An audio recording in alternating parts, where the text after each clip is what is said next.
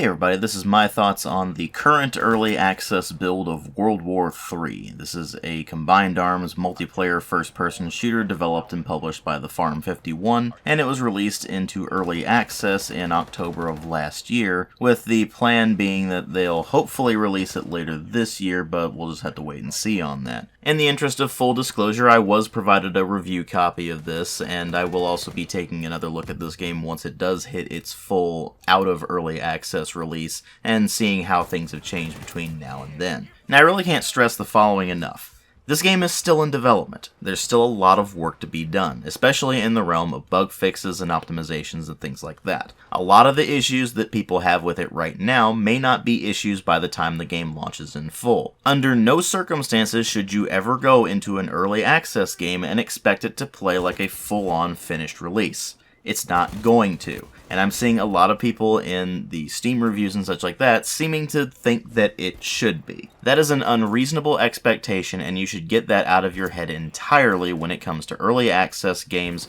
or alphas or betas or things like that. Again, they're not finished products. There's still work to be done.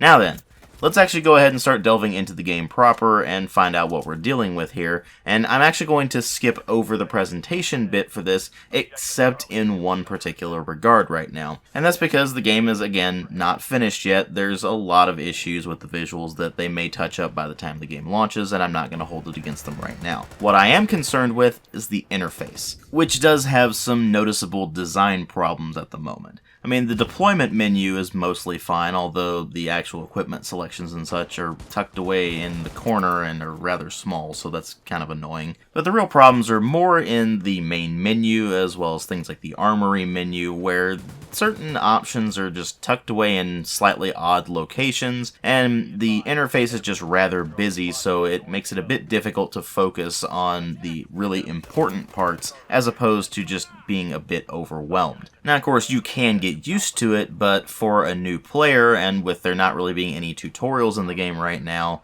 that does end up being something of a problem, so they either need to fix the interface itself or give a detailed walkthrough of where everything is in the interface and explain what it does so that players aren't confused when they go into it by the time the game launches in full. So that's definitely a concern right now, and I hope they do fix it by the time the game launches, but as for the rest of the visuals and the sound, we'll just worry about that when the full game launches. So now that that's out of the way, let's go ahead and talk about what's actually on offer in the current build of World War III. As I mentioned before, this is a combined arms first-person shooter, meaning that you're running around on the ground as an infantryman, and you can also hop into certain vehicles and drive them around. In its current state, there are only armored personnel carriers and tanks available for you to hop into, as well as things like quad bikes or dune buggy kind of things. But other than all of those, the only other vehicles that you will encounter, at least right now, are unmanned drones. So things like helicopter drones or UAVs or things like that. And currently the combined arms gameplay is only available in one of the modes, that being the Warzone game mode, which is the game's primary mode of play. The other mode that's available is Team Deathmatch, which is all infantry only. In the Warzone game mode, you're all fighting over various points on the map, and unlike in other games like, say, the Battlefield series, where you capture a point and it will slowly start depleting the enemy's ticket count, or in the case of Battlefield 5, it would just increase your ticket count, or whatever the case may be, then you actually have to capture 2 points in order to create a link between them. So, for example, you would have Alpha 1 and 2, and if you capture both of those, then you start earning points, and the winner of the match is the team that either hits the point cap, which is 4,500, or is the team that just ends up with the most points at the end of the time limit. Now again, you only earn those points while you have both of the control points in a given link captured. So if you have Alpha 1 and 2, or Bravo 1 and 2, or Charlie 1 and 2, then whichever of those links you have both of, you'll be earning points, and of course the enemy team can do the same. The way you end up stopping the enemy from earning points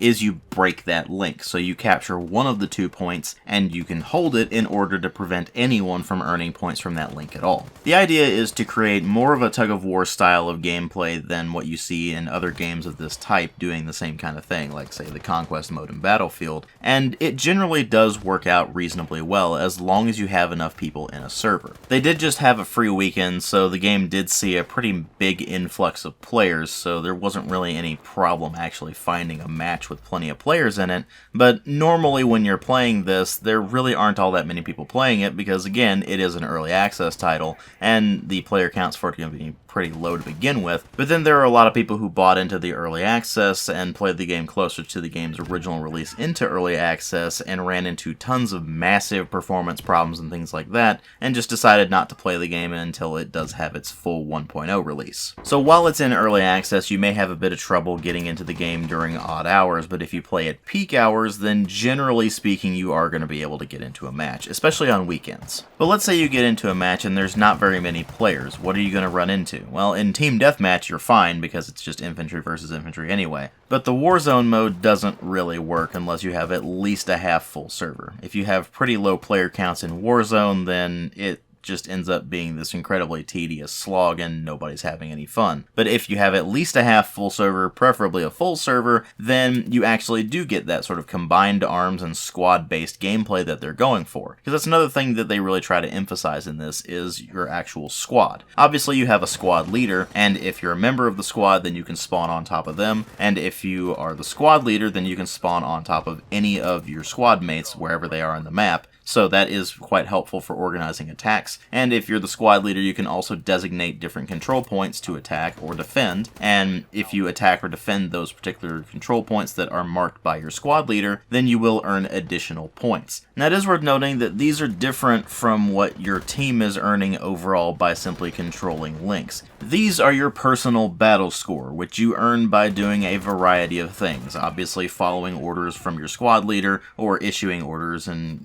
completing them as the squad leader, as well as doing things like performing assists or killing enemies or capturing or defending points, any number of things that really do help out your team, and your personal battle score ends up giving you access to a variety of different options. So they can be things like dropping in a UAV at a particular point, so you have radar coverage of it and it pings enemies that show up in that area, or you can put in counter UAVs that just block the radar within a given area, or you can summon in the various attack drones, things that just roll on the ground and shoot at things, or the helicopter drones, or you can even call in attack vehicles like armored personnel carriers or even tanks, and then hop into those at your spawn, or even just drop them at the spawn so the rest of your team can use it, and you can push up in whatever vehicle it is and just wreak havoc on the battlefield. Now, of course, while the vehicles are very powerful, they also have vulnerabilities of their own. So, for example, if you're driving a tank around, it has various optics on it that can actually be damaged by infantry fire and make it basically impossible to see what you're doing. And of course, infantry does have access to things like anti-tank mines or RPGs, so they can take out vehicles in relatively short order if they organize their fire and if they're careful. So squad composition can be very important if you know you're going to be encountering vehicles, which isn't going to be early on in a match, but more towards the middle and end of the match, you definitely need to start worrying about it a lot more. Now, those of you who've played the original Homefront will be right at home here because it's a very similar idea to what you saw in the original Homefront's multiplayer, where as you earned points, you could spend those on calling in different supports. The difference is that this is a considerably less casual game, and it is much more focused on teamwork, so the majority of things you can call in with your battle score are things that will ultimately benefit your team, so things that will give you additional intelligence, or things that can be used for area denial, like, say, artillery barrages or airstrikes or things like that.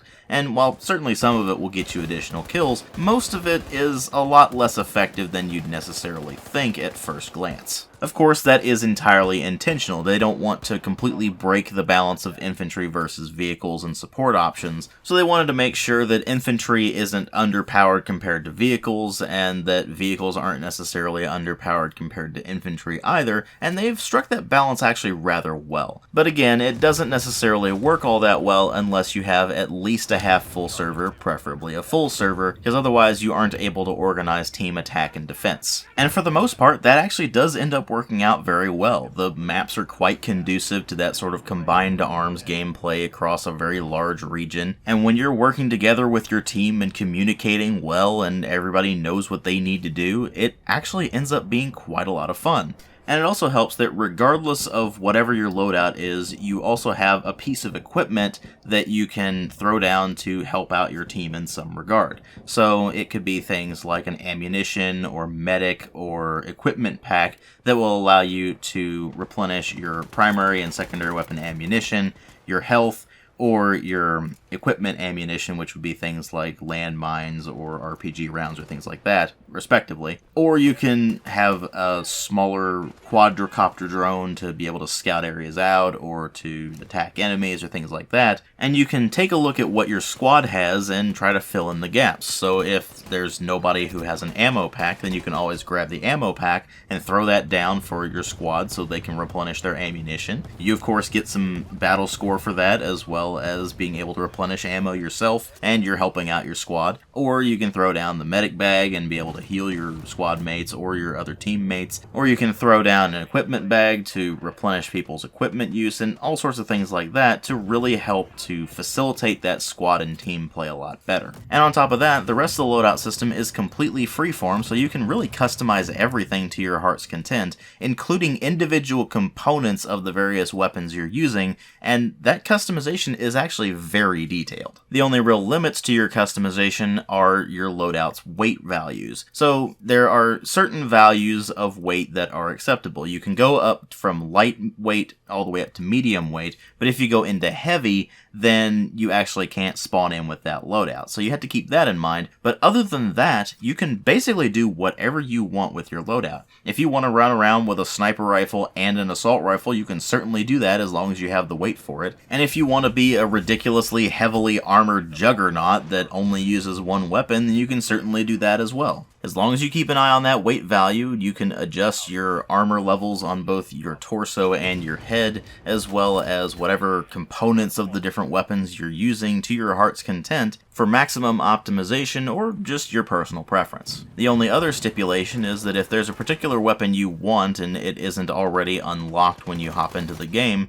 then you're going to have to buy it with the in-game currency that you earn by simply playing it. You get a lot of it on every level up, and you get a bit of it every single match. It's usually about 2,000 or so per match, and per level up it's usually about 10,000. And of course the different prices of the weapons as well as the different components and things like that all vary, but the cosmetic items that you can attach to your character are all fairly expensive. Now of course we'll see how all of this changes by the time the game has its full launch, but in its current state, most of the time you're probably just going to be spending all of the in-game currency on getting the different weapons and the attachments for the weapons, and you can do some pretty crazy customizations with them, even down to things like selecting what type of ammo you want to use. So how does that actually work out in-game? Well, I've already mentioned a bit of how it works in the Warzone mode, but in general, when you're just running around as infantry, fighting other infantry, or even fighting vehicles, you find out very quickly that that loadout really does affect your in-game performance, and you're going to want to tailor everything to what suits you best. Because if you hop into the game and you find out that you're actually pretty slow, it's because your armor's rather heavy and your equipment loadout is heavy, so it's actually slowing you down, and you might want to opt for something that is a bit lighter,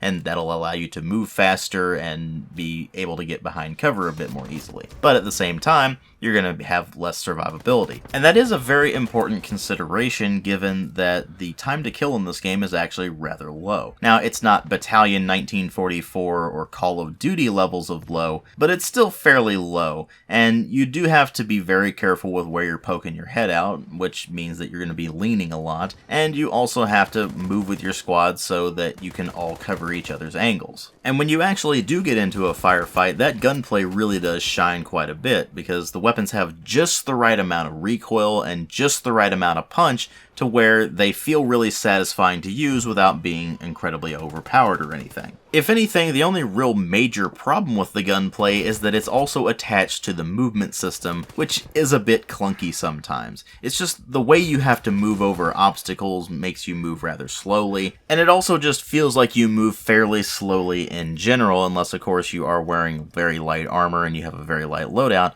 in which case you move more like an average pace. And that does factor into the way you're going to play the game. Obviously, they're trying to opt for something a bit more slower and tactical, but that does mean that the movement takes quite a bit of getting used to, and it does need some polish. I mean, moving over obstacles in particular can get really messy, and I have noticed some issues with getting stuck on things as well, so that can be very annoying when it does happen. But that sort of thing can definitely be fixed, and that's generally my experience with the entirety of World War III in general, is most of the issues I have with it can be fixed by the time the game launches, because a lot of the issues I have with it are more technical problems than anything else. It's things like tightening up the optimization so the game runs better for everyone, not just some people. It's things like fixing up all the different glitches that you run across that just really get annoying after a while. And it's things like making the UI a lot more usable by tightening things up, giving it a lot less noise, and explaining things a lot better. A few other things that would be helpful would be to put in some tutorials for the metagame, where you have the war map that you go to when you start the game and you go into the main menu, and you can actually deploy resources to the different maps in order to get a bunch of advantages when you actually hop into that particular match. And the overall metagame is this east versus west mechanic where you select east or west at the very beginning of the game when you launch it, and all of the resources that you earn will go towards helping your particular team out.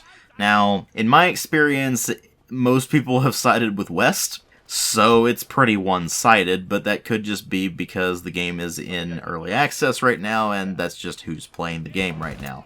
So we'll have to see what happens by the time the game does finally launch, but it's something that I don't think is going to necessarily work very well until the full game is out, and you do have a good number of people playing it. But so far, World War III is a very promising game that is shaping up quite nicely. Obviously, there is still a lot of work to be done, but the fundamentals that they've got working right now actually work very well, and when everything's firing on all cylinders and you're able to get into a match with enough people, it's a very enjoyable experience. Now, the team deathmatch mode is a bit but that's kind of to be expected. It's not really the primary mode, it's more of just something else for you to try the infantry combat with, and just to have a bit of variety. But the Warzone game mode is very solid, and I'm looking forward to seeing what the game has to offer when it finally launches in full, and we have the full content experience with all of the maps, all of the weapons, and of course all of the game modes, and especially all the different bug and optimization fixes. So we'll just have to wait and see how that goes when the game does finally have its 1.0 launch, but until then,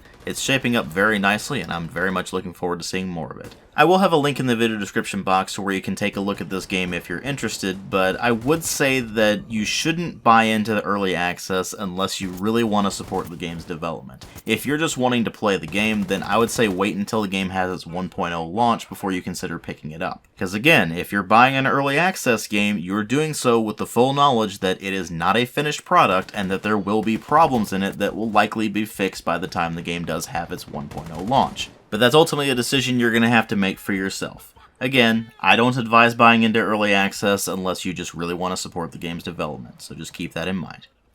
Thanks for watching, and I'll see you all in later videos.